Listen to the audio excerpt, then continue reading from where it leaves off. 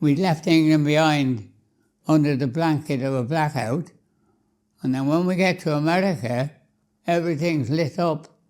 And I remember when we went into Newfoundland and seeing all the lights, we couldn't believe it.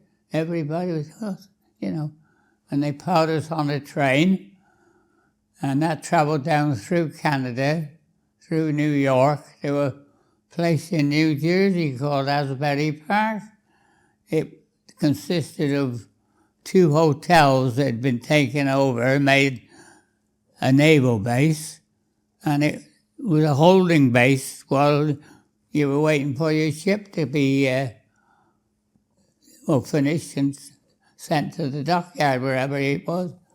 Well, I picked mine up in Philadelphia, and so I had, a good month in America waiting for the ship, so I was beginning to like America.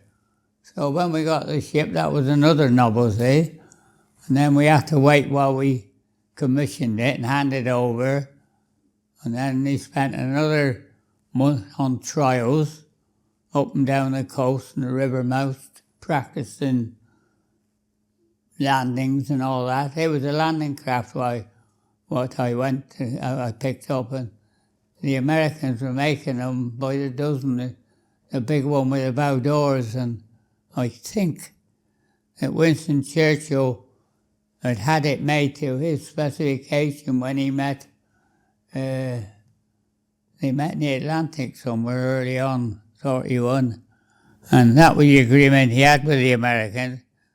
If they could build this landing craft for them, we could sort of try and drive the Germans out of Europe, so to speak.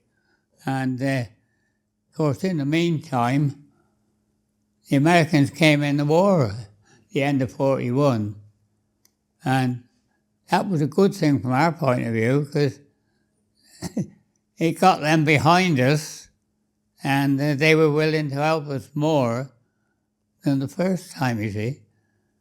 But anyhow, when the ship was ready to sail we went up to New York and loaded a couple of smaller landing craft on the deck, had some provisions and volume, and we sailed for North Africa. And that took 21 days in convoy, because the convoy can only go about 7 to 8 knots, which is,